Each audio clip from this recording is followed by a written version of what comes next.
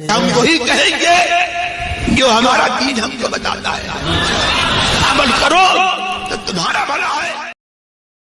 والسلام علی سید الانبیاء والمرسلین، اما بعد فاعوذ باللہ من الشیطان الرجیم، بسم اللہ الرحمن الرحیم۔ ان اللہ وملائکتہ یصلون علی النبی یا ایہا الذین آمنوا صلوا علیہ وسلموا تسلیما۔ اللہم صل علی سیدنا وشفیعنا وحبیبنا ومولانا محمد وبارک وسلم صلاۃ وسلاما علیک یا رسول اللہ صلی اللہ تعالی علیہ وسلم۔ بل قلوبهم فی غمرۃ من ھذا ولہم اعمال من دون ذلک وہم لہا عاملون۔ بلکہ ان کے دل اس سے غفلت میں ہیں اور ان کے کام ان کاموں سے جدا ہیں جنہیں وہ کر رہے ہیں۔ حتی اذا اخذنا مترفیہم بالعذاب اذا ہم یجأرون، یہاں تک کہ جب ہم نے ان کے امیروں کو عذاب میں پکڑا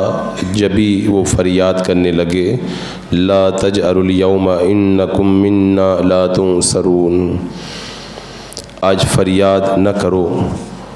ہماری طرف سے تمہاری مدد نہ ہوگی۔ اذ قد كانت آیاتی تتلی علیکم فکنتم علی اعقابکم تنکصون، بے شک میری آیتیں تم پر پڑھی جاتی تھی تو تم اپنی ایڑیوں کے بل الٹے پلٹتے تھے۔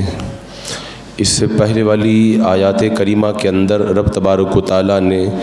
اہل ایمان کی صفتوں کو بیان فرمایا۔ اب ان آیات کریمہ میں کافروں کی برائیاں اور ان کی بری صفتیں اور ان کے برے احوال کو بیان کیا جا رہا ہے کہ یہ کافر کیا کرتے ہیں۔ تو یہاں پہ رب تبارک و تعالیٰ نے پہلے یہ ارشاد فرمایا کہ بلکہ ان کے دل اس سے غفلت میں ہیں۔ جو اللہ کا کلام اترتا ہے اس اللہ کے کلام کی طرف یہ لوگ توجہ دینے کے بجائے اس مقدس کلام سے غفلت میں پڑے ہوئے ہیں اور اس مقدس کلام کی طرف یہ لوگ توجہ نہیں دے رہے۔ اور پھر رب تبارک و تعالیٰ نے یہ ارشاد فرمایا کہ ان کے کام ان کاموں سے جدا ہیں جنہیں وہ کر رہے ہیں،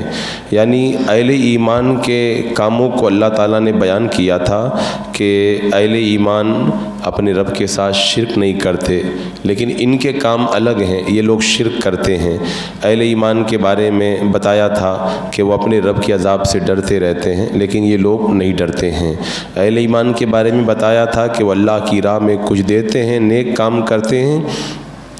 تب بھی وہ خوف زدہ رہتے ہیں اور یہ گناہ کرتے ہیں اور گناہ کرنے کے باوجود بھی جو ہے وہ ہنستے رہتے ہیں۔ اسی طرح نیک لوگ جو اہل ایمان تھے وہ نیکی کے کاموں میں بڑی سبقت کرتے تھے، یہ لوگ نیکی کے کاموں کی طرف بالکل رغبت نہیں کرتے۔ تو ان کے کام ان کے کاموں سے بالکل جدا ہیں اور اہل ایمان کے کاموں کو اللہ تبارک و تعالیٰ نے پچھلی آیات میں بیان فرما دیا۔ اور پھر فرمایا کہ یہاں تک کہ جب ہم نے ان کے امیروں کو عذاب میں پکڑا تبھی وہ فریاد کرنے لگے، یعنی امیروں کو عذاب میں اس لیے پکڑا کہ جب بڑوں کا عذاب ان کے چھوٹے لوگ دیکھیں گے تو یہ بڑے لوگ ہی ان چھوٹے لوگوں کو بہکایا کرتے تھے اور گمراہ کیا کرتے تھے۔ تو جب بڑے لوگ گرفتار عذاب ہوں گے تو چھوٹے لوگوں کو بھی عبرت اور بڑی نصیحت حاصل ہوگی۔ اور عذاب سے مراد یہاں پر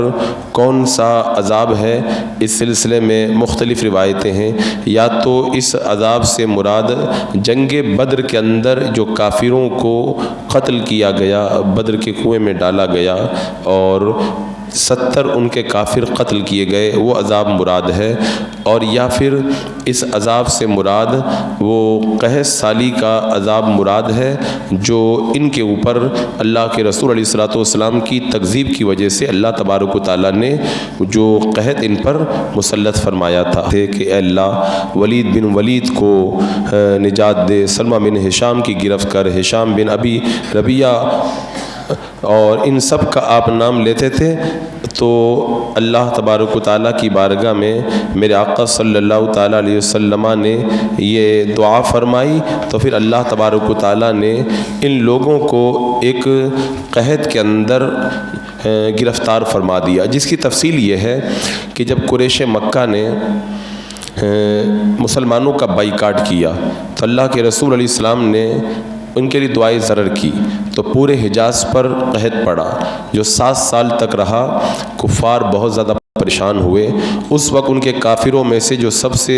جو ہے وہ ظالم اور مغرور قسم کے کافر تھے، وہ ایک نمائندہ لے کر کے اللہ کے رسول علیہ السلام کی بارگاہ میں آئے اور کہا کہ آپ رحمت للعالمین نہیں ہیں؟ میرے آقا علیہ السلام نے فرمایا ہاں میں رحمت للعالمین ہوں۔ تب یہ مغرور اور سرکش ظالم، جن کا غرور قحط کی وجہ سے ٹوٹ گیا تھا،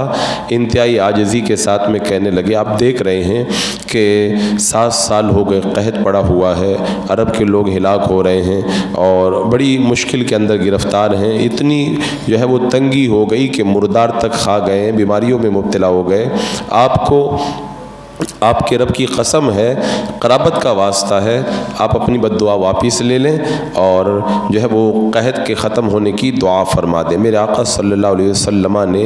دعا فرمائی تو اللہ تبارک و تعالیٰ نے بارش نازل فرمائی، کھیتیاں اگی، بیماریاں پریشانیاں دور ہوئی اور اس طریقے سے وہ لوگ اس مصیبت سے جو ہے وہ نجات پا گئے۔ تو ایک روایت کے مطابق اس سے یہ عذاب جو ہے وہ مراد ہے۔ تو رب تبارک و تعالیٰ نے جو ان سے فرمایا کہ ہم نے ان کے امیروں کو عذاب کے اندر گرفتار کیا، تو تبھی وہ فریاد کرنے لگے۔ پہلے تو ان کی اکڑ ہی نہیں جاتی تھی، لیکن جب گرفتار عذاب ہوئے ساری اکڑ نکل گئی۔ فرعون جیسا 400 سال تک خدائی کا دعویٰ کرنے والا، جو ناک پہ مکھی بھی نہ بیٹھنے دیتا ہو، وہ بھی جب عذاب میں گرفتار ہوا، ڈبکی لینے لگا تو وہ بھی کہنے لگا کہ میں مان گیا۔ تو ایسے مغروروں کو اللہ کا عذاب جو ہے وہ پل بھر میں سیدھا کر دیتا ہے۔ تو جب یہ عذاب میں گرفتار ہوئے تو کیا کہا گیا ان سے؟ لا تجروا اليوم انکم منا لا تنصرون، کہا گیا کہ آج فریاد نہ کرو، ہماری طرف سے تمہاری مدد نہ ہوگی۔ یعنی یہ بدر کے میدان کے اندر جو بڑی بے دردی کے ساتھ میں قتل کیے گئے، اس عذاب سے رہائی کی ان کے لیے اب کوئی صورت باقی نہیں رہ گئی تھی۔ اور اس عذاب کی وجہ کیا ہے؟ بتایا کہ جب ان پر ہماری آیتیں پڑھی جاتی تھی تو یہ اپنی ایڑیوں کے بل الٹے پلٹ جاتے تھے۔ قرآن جب ان کے سامنے پڑھا جاتا، قرآن کے احکام جب ان کے سامنے تلاوت کیے جاتے تو قرآن کے احکام کا یہ لوگ انکار کرتے۔ اللہ تبارک و تعالیٰ نے اسی سبب سے ان کو گرفتار عذاب فرمایا اور پھر ان کے لیے بھاگنے کا کوئی راستہ باقی نہیں رہ گیا۔ اس سے ایک بات تو یہ معلوم ہوئی کہ ہر مسلمان مرد اور عورت کو یہ چاہیے کہ اس کا قول، اس کا فعل کافر سے الگ ہو، کیونکہ یہاں پہ فرمایا گیا نا کہ مسلمانوں کے اعمال الگ ہیں اور کافروں کے اعمال الگ ہیں۔ تو مومن مسلمان اپنی بات سے، اپنے حلیے سے، اپنے لباس سے، اپنے گھر بار تجارت سے، اپنی شکل و صورت سے اور اپنے جو ہے وہ بول چال سے، گفتار و رفتار سے پہچان لیا جاتا ہے، وہ کافر سے بالکل الگ نظر آتا ہے۔ لیکن اگر کوئی کافروں کے ساتھ رہن سہن رکھتے رکھتے اگر اتنا ان کا اثر قبول کر لے کہ پتہ ہی نہ چلے کہ ان میں سے کون مسلمان ہے اور کون کافر ہے، تو یہ انتہائی حماقت کی بات ہے کہ بندہ مومن کافروں جیسی شکل یا ان کے اطوار کو اختیار کر لے۔ جیسے معاذ اللہ رب العالمین آج کل کچھ علاقوں کے اندر مسلمانوں نے کفار کی شکل اور ان کے رفتار و گفتار کو اپنی زندگیوں کے اندر اتنا جذب کر لیا، جیسے مثال کے طور پر جو داڑھی نہیں رکھتے ہیں اور کافروں کا لباس جو یا عام لباس ہے وہ پہنتے ہیں، تو ویسے وہاں پر پہچان نہیں ہو پاتی ہے کہ کون مسلمان ہے اور کون کافر ہے۔ اور کچھ علاقوں میں تو باضابطہ طور پر کافروں ہی کا لباس پہنا جاتا ہے، تو وہاں پر بھی پہچان مشکل ہو جاتی ہے کون اہل ایمان میں سے کون کافروں میں سے ہے۔ ایک علاقے میں جانا ہوا تو اس طرح کا لباس جب دیکھنے کا موقع ملا تو میں نے کہا کہ یہ تو لباس اہل ایمان کا نہیں ہے، تو انہوں نے بتایا کہ یہاں پر یہ لباس مسلمان عورتیں اس لیے پہنتی ہیں تاکہ ان کا ریزرویشن باقی رہے، کیونکہ اگر یہ وہ اسلامی لباس میں عورتیں رہیں گی تو ان کو جو برادری کے اعتبار سے ریزرویشن دیا گیا ہے، حکومت یہ ڈر ہے کہ وہ ریزرویشن واپس لے لے گی، تو کبھی ریزرویشن کے چکر میں، کبھی فیشن کے چکر میں، اور کبھی کسی اور چکر کے اندر اہل ایمان اگر غیروں کی شکل اختیار کرتے ہیں تو یہ انتہائی جو ہے افسوس کی بات ہے۔ اس کے بعد میں رب تبارک و تعالیٰ نے ارشاد فرمایا مستکبرین بہ سامرا تہجرون، فرمایا کہ یہ تکبر کرتے، غرور کرتے ہوئے خانہ کعبہ کی کلید برداری پر، خانہ کعبہ کے یہ لوگ جو ہے وہ حرم کے نگہباں تھے نا، تو اس پر ان کو بڑا فخر تھا، اور اس کے اوپر فخر کرتے ہوئے خدمت حرم پر بڑائی مارتے ہوئے راتوں کو وہاں بیہودہ کہانیاں بکتے ہیں۔ یہ ان کا طریقہ تھا کہ سب کے سب اکٹھا ہو کر کے بیٹھ جاتے اور رات کو حرم شریف کے اندر بیٹھ کر کے خوب گپے مارا کرتے، دن کے اندر تو قرآن سننے سے نفرت کا اظہار کرتے، اور رات میں جمع ہو کر کے نبی محترم صلی اللہ تعالیٰ علیہ وسلم کی شان رفیع کے اندر نازیبا کلمات کہتے، میٹنگیں ہوتی، اپنے باپ دادا کے قصیدے پڑھتے، اور حرم شریف کی نگہبانی پر بڑا فخر کرتے ہوئے سمجھتے تھے کہ ہم ہی ہم ہیں، ہمارے علاوہ کوئی اور نہیں ہے۔ تو یہ رات کو قرآن شریف اور نبی پاک کے بارے میں جو غلط باتیں کرتے تھے، اس کے بارے میں اللہ تبارک و تعالیٰ نے یہاں پر یہ ارشاد فرمایا کہ حرم کی جو خدمت گزاری ہے اس پر یہ لوگ بڑائی مارتے ہیں اور رات کو بیہودہ کہانیاں بکتے ہیں۔ اور اس سے یہ بات پتہ چلی، حضرت ابو برزہ رضی اللہ تعالیٰ عنہ سے روایت ہے کہ اللہ کے رسول صلی اللہ تعالیٰ علیہ وسلم عشاء کی نماز سے پہلے سونے اور عشاء کی نماز کے بعد باتیں کرنے کو مکروہ قرار دیتے تھے، یعنی کوئی بھی بندہ مومن بغیر کسی عذر کے عشاء کی نماز سے پہلے نہ سوئے۔ اسی لیے علماء نے فرمایا مغرب کے بعد بلا عذر سونا یہ مکروہ ہے، اور عشاء کی نماز کے بعد سو جانا چاہیے، باتیں کرنا دنیا کی یہ مکروہ ہے۔ تو اس سے مراد یہ ہے کہ کوئی ضرورت کی اگر بات کرے، یا کوئی مہمان آ گیا اس سے بات کرنی ہے، یا دین کی باتیں کر رہے ہیں، یا اچھے کاموں کا مشورہ کر رہے ہیں، وہ تو جائز ہے، لیکن بلا وجہ رات کو بیٹھ کر کے اگر کوئی باتیں کرتا ہے تو ایسا کرنا یہ جائز نہیں ہے۔ بنو سلمہ کے ایک شخص کا بیان ہے، اللہ کے رسول علیہ السلام نے فرمایا تم عشاء کے بعد باتیں کرنے والوں سے بچو، اور جب رات کو گدا بولے تو اعوذ باللہ من الشیطان الرجیم پڑھا کرو۔ اللہ کے رسول علیہ السلام نے کیا فرمایا؟ رات کو جو باتیں کرتے ہیں نا نماز کے بعد میں فالتو ان سے دور رہا کرو۔ اور حضرت عمر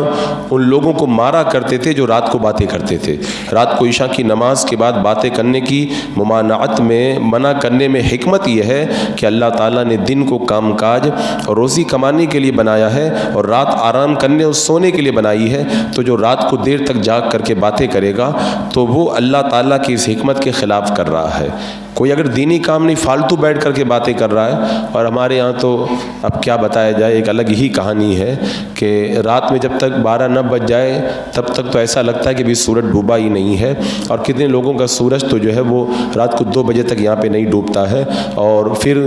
باتیں کیا ہوتی ہیں وہ آپ بھی جانتے ہیں اور میں بھی جانتا ہوں۔ بیٹھ کر کے کوئی اللہ اس کے رسول کی باتیں، سنتیں اور قرآن و سنت کی باتیں نہیں کرتے ہیں، وہ صرف فالتو گپ شپ فضول باتیں کیا کرتے۔ حضرت عمر فاروق رضی اللہ تعالیٰ عنہ کا دور ہوتا نا تو رات کو عشاء کی نماز کے بعد میں یہاں گاڑی پہ ایک بھی بندہ نظر نہیں آتا، وہ درہ لے کے نکلتے نا تو پورا سب صاف ہو جاتا۔ وہ سختی کرتے تھے اس چیز کے اندر کیونکہ یہ چیز جائز نہیں ہے۔ تو رات کو جاگ کر کے دیر تک باتیں کرنا اس صورت میں مکروہ ہے، جبکہ فالتو قصے کہانی کی باتیں کی جائے، کھیل تماشے کی یا دنیا کی باتیں کی جائیں، لیکن اگر فقہ کی باتیں کی جائیں، ذکر و اذکار، تسبیح، نوافل یا وعظ و نصیحت، یہ سب باتیں اگر ہوں تو اس میں کوئی حرج نہیں۔ جیسا کہ حدیث پاک میں ہے، قرہ بن خالد بیان کرتے ہیں کہ ہم نے حسن بصری کا انتظار کیا، انہوں نے آنے میں دیر کر دی، یہاں تک کہ ہم اٹھنے کے قریب ہو گئے تو وہ آئے اور کہا کہ ہم کو ہمارے پڑوسیوں نے بلا لیا تھا۔ پھر فرمایا کہ حضرت انس رضی اللہ تعالیٰ عنہ نے بیان کیا کہ ایک رات ہم لوگ عشاء کی نماز کے لیے اللہ کے رسول علیہ السلام کا انتظار کر رہے تھے، یہاں تک کہ آدھی رات کا وقت قریب ہو گیا، پھر آپ تشریف لائے، آپ نے ہم کو نماز پڑھائی، پھر ہم کو خطبہ دیا، فرمایا سنو لوگوں نے عشاء کی نماز پڑھی اور سو گئے، اور بے شک تمہارا شمار نماز میں ہوتا رہا جب تک تم نماز کا انتظار کرتے رہے۔ میرے آقا نے فرمایا تم لوگ انتظار کر رہے تھے نا جب تک تم کو نماز کا ثواب مل رہا تھا۔ تو اس سے پتہ چلا کہ نیک کام کے لیے اگر کوئی بندہ رات میں جاگتا ہے تو اس کو اللہ تعالیٰ اجر و ثواب عطا فرماتا ہے۔ پھر اس کے بعد میں حضرت حسن بصری نے کہا لوگوں کا اس وقت تک نیکی میں شمار ہوتا رہتا ہے جب تک کہ وہ نیکی کے انتظار میں رہا کرتے ہیں۔ اور اس سلسلے میں ایک بڑی تفصیلی حدیث پاک بھی ہے جو حضرت ابو بکر صدیق رضی اللہ تعالیٰ عنہ کے بارے میں ہے۔ حضرت سیدنا صدیق اکبر رضی اللہ تعالیٰ عنہ کے بیٹے حضرت عبد الرحمن بیان کرتے ہیں کہ اصحاب صفہ جو غریب صحابہ تھے، نبی کریم صلی اللہ تعالیٰ علیہ وسلم نے ارشاد فرمایا جس شخص کے پاس میں 2 لوگوں کا کھانا ہو تو وہ تیسرے کو لے جائے، یہ یعنی یہاں کے فقیر صحابی کو یہاں سے لے جائے۔ اگر 4 کا کھانا ہو تو 5ویں کو لے جائے، اور اگر 5 کا کھانا ہو تو 6ٹھے کو لے جائے، یعنی ایک ایک کو ایڈجسٹ کرو تاکہ یہ جو غریب صحابہ ہیں ان کے کھانے کا بھی انتظام ہو جائے۔ حضرت سیدنا ابو بکر صدیق رضی اللہ تعالیٰ عنہ جو ہے وہ 3 کو لے کر کے چلے گئے۔ اب گھر کے اندر حالانکہ گنجائش تو اتنی زیادہ نہیں تھی، لیکن اللہ تعالیٰ نے جو دل دیا تھا نا وہ دل، اللہ اکبر، مال صدیقی اور صدیق اکبر رضی اللہ تعالیٰ عنہ کے خرچ کرنے کا طریقہ تو بڑا مشہور ہے۔ 3 کو لے کے چلے گئے۔ نبی اکرم صلی اللہ تعالیٰ علیہ وسلم 10 غریب صحابہ کو اپنے گھر پہ لے کے چلے گئے۔ آج اگر کوئی غریب آدمی آ کے بیٹھ جائے نا تو کھانا مانگے تو جلدی ہم لوگ دینے کے لیے بھی تیار نہیں ہوں گے، لیکن خود اللہ کے رسول علیہ السلام 10 غریبوں کو اپنے ساتھ میں لے کر کے چلے گئے۔ تو کہتے ہیں کہ یہ حضرت عبد الرحمن کہتے ہیں میں اور میرے والد حضرت ابو بکر اور میری والدہ اور میری بیوی اور میرا خادم، ہم لوگ حضرت ابو بکر کے گھر میں تھے، اور حضرت ابو بکر رات کا جو کھانا ہے وہ اللہ کے رسول صلی اللہ تعالیٰ علیہ وسلم کے ساتھ میں کھایا کرتے تھے اور وہیں پر ٹھہر جاتے تھے۔ تو جب عشاء کی نماز پڑھ لی جاتی پھر واپس آتے تھے۔ تو کہ اس رات میں وہ ٹھہرے رہے یہاں تک کہ اللہ کے رسول علیہ السلام نے کھانا کھا لیا، پھر کافی رات ہونے کے بعد میں آئے۔ تو ان کی بیوی نے کہا کہ آپ نے اتنی تاخیر کر دی، 3 مہمانوں کو چھوڑ کر کے چلے گئے تھے اور اتنا لیٹ کر کے آپ آ رہے ہیں۔ حضرت ابو بکر نے کہا کیا تم نے ابھی تک مہمانوں کو کھانا نہیں کھلایا؟ ان کی بیوی نے کہا کہ آپ کے بغیر تو وہ لوگ کھانے کے لیے تیار ہی نہیں ہو رہے ہیں۔ تو انہیں کھانا پیش کیا گیا تھا مگر انہوں نے نہیں کھایا۔ تو حضرت عبد الرحمن بن ابو بکر نے کہا میں ایک جگہ جا کر کے چھپ گیا۔ اب حضرت صدیق اکبر جلال میں تھے کہ مہمان بھوکے ابھی تک کھانا نہیں کھلایا، تو آپ کے بیٹے کہتے ہیں میں تو جا کر کے چھپ گیا۔ حضرت ابو بکر نے میرے متعلق جو ہے وہ فرمایا اے ملامت کیے ہوئے، اللہ اس کی ناک کاٹ لے، اور پھر آپ جو ہے مجھے برا بھلا کہنے لگے اس کے بعد میں، اور مہمانوں سے کہا کہ تم لوگ کھاؤ، خدا کرے تمہیں یہ کھانا اچھا نہ لگے، اور کہا اللہ کی قسم میں اس کھانے کو کبھی نہیں کھاؤں گا، اللہ کی قسم میں اس کھانے سے جو ہے وہ جو بھی لقمہ کھاتے ہیں وہ نیچے سے اور زیادہ جو ہے وہ نکل کر کے آتا ہے، یعنی اللہ تعالیٰ نے اتنی برکت دے دی، اور جیسے جیسے کھانا کھا رہے تھے لقمے کم نہیں ہو رہے تھے، کھانا بڑھتا چلا جا رہا تھا، اب کھانے میں اضافہ ہو رہا ہے۔ حضرت عبد الرحمن کہتے ہیں مہمان نے پیٹ بھر کے کھا لیا، وہ کھانے کو جب کھا چکے نا تو پہلے جتنا کھانا تھا کھانے کے بعد اس سے زیادہ بچ گیا۔ حضرت ابو بکر نے اس کھانے کی طرف دیکھا وہ اتنا زیادہ تھا، تو انہوں نے اپنی بیوی سے کہا کہ یہ کیا بات ہے؟ ان کی بیوی نے کہا کہ میری آنکھوں کی ٹھنڈک کی قسم یہ کھانا تو پہلے سے 3 گنا زیادہ ہو گیا ہے۔ پھر حضرت ابو بکر نے اس کھانے میں سے کھایا اور کہا کہ میں نے جو اس کھانے کو نہ کھانے کی قسم کھائی تھی وہ میری قسم غلط تھی، وہ شیطانی کام تھا۔ پھر انہوں نے اس کھانے سے ایک لقمہ اور لیا، پھر وہ کھانا اٹھا کر کے میرے آقا علیہ السلام کی بارگاہ میں لے کر کے چلے گئے۔ اب وہ کھانا آپ کے پاس میں رہا یہاں تک کہ پھر جو ہے وہ اس کھانے سے کتنے لوگوں نے کھایا آگے حدیث پاک کے اندر پوری تفصیل ہے۔ تو اس پوری روایت کو آپ دیکھیں، یہاں پہ بیان کرنے کا مقصد یہ ہے کہ اس حدیث پاک سے یہ پتہ چلتا ہے کہ عشاء کے بعد اگر کوئی نیکی کی بات کرتا ہے تو وہ ناجائز نہیں ہے، کیونکہ حضرت ابو بکر عشاء کی نماز پڑھ کر کے اللہ کے رسول علیہ السلام کے ساتھ میں جب فارغ ہو گئے تھے اس کے بعد میں مہمانوں کے بارے میں بات چیت کی، کھانا کھلایا، باقی کھانا اللہ کے رسول علیہ السلام کی بارگاہ میں لے کر کے گئے، اور سب پورا تفصیلی واقعہ یہ بتا رہا ہے کہ عشاء کے بعد اگر کوئی بندہ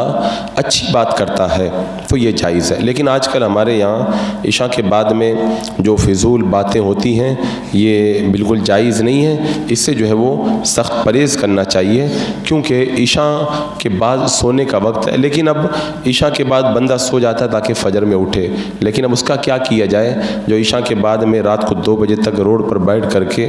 گپے مارتے ہیں، وہ لوگ اس فجر کی نماز پڑھتے کہاں ہیں؟ اور اگر بات تلخ نہ ہو تو میں کہوں وہ لوگ عشاء کی نماز بھی تو کہاں پڑھتے ہیں، وہ نماز ہی کہاں پڑھتے ہیں۔ کبھی کبھی رات میں 3 بجے، کبھی کبھی رات میں 4 بجے بھی پروگرام سے میں لوٹتا ہوں، تب بھی ہمارا روڈ خالی نہیں رہتا ہے۔ اللہ کے کچھ ایسے بندے ہیں جو وہاں پر پہرا دیتے ہوئے رہتے ہیں، تو یہ طریقہ ہمیں بدلنا ہوگا، یہ طریقہ اچھا نہیں ہے۔ اور خاص طور سے ماہ رمضان المبارک کے اندر وہ تو عبادت کی راتیں ہیں، لیکن ان راتوں میں بھی لوگ پوری رات جاگتے ہیں سحری کے وقت تک، اور جو کرتے ہیں وہ آپ لوگ خوب جانتے ہو۔ اگر نیکی کرنے کے لیے مسجد میں آ کر کے بندہ جاگے رات میں تو بڑی اچھی بات ہے، لیکن فالتو کام کے لیے اگر کوئی جاگتا ہے تو یہ ناجائز ہے، اور ناجائز باتیں اگر بار کر کے پھر بیٹھ کے جاگ کر کے رات گزار رہا ہے، یہ تو اور بڑا گناہ ہے۔ تو اس آیت کریمہ کی روشنی میں یہ پتہ چلا کہ رات میں فضول باتیں کرنا یہ جائز نہیں ہے، جیسا کہ حدیث پاک میں بھی موجود ہے، لہذا جو لوگ اس کے مرتکب ہیں وہ اس سے پرہیز کریں۔ لیکن ایک مسئلہ یہ بھی تو ہے، جو لوگ فالتو رات میں بیٹھ کر کے جاگ کر کے ٹائم پاس کرتے ہیں، وہ لوگ کہاں درس میں آ کر کے بیٹھتے ہیں، وہ لوگ تو یہاں پر موجود ہی نہیں ہیں۔ تو کم سے کم اتنا کیا جائے، جو لوگ موجود ہیں ان کو جا کر کے بتا دیں کہ یہ طریقہ شریعت مطہرہ کے اندر جائز نہیں ہے، آپ لوگ اس سے پرہیز کریں۔ پھر آ کر کے روتے ہیں امام صاحب تعویذ دے دو، روزی میں برکت نہیں ہوتی، یہ نہیں ہوتا، وہ نہیں ہوتا۔ میں کہتا ہوں پہلے سے آپ اگر شریعت کے مطابق چلو گے، وقت پہ سو جاؤ، وقت پہ اٹھ جاؤ، اللہ کتنا رزق عطا فرمائے گا۔ جو کہتے ہیں کہ میں حضرت سال بھر ہو گیا کہ پیسہ نہیں کمایا، ان کو میں دیکھتا ہوں کہ وہ رات کو 3 بجے تک روڈ پہ بیٹھے رہتے ہیں، فجر میں غائب رہتے ہیں، حالانکہ رزق فجر میں فرشتے لے کر کے اترتے ہیں۔ تو ہمارے پاس میں تعویذ اور دعا کے لیے ساری زندگی کہتے رہ جاؤ، جو رزق دینے والے فرشتے لے کر کے آتے ہیں، وہ جب آتے ہیں تب نہیں اٹھو گے تو کیا کیسے رزق ملے گا؟ لہذا یہ طریقہ بدلنے کی بہت زیادہ ضرورت ہے۔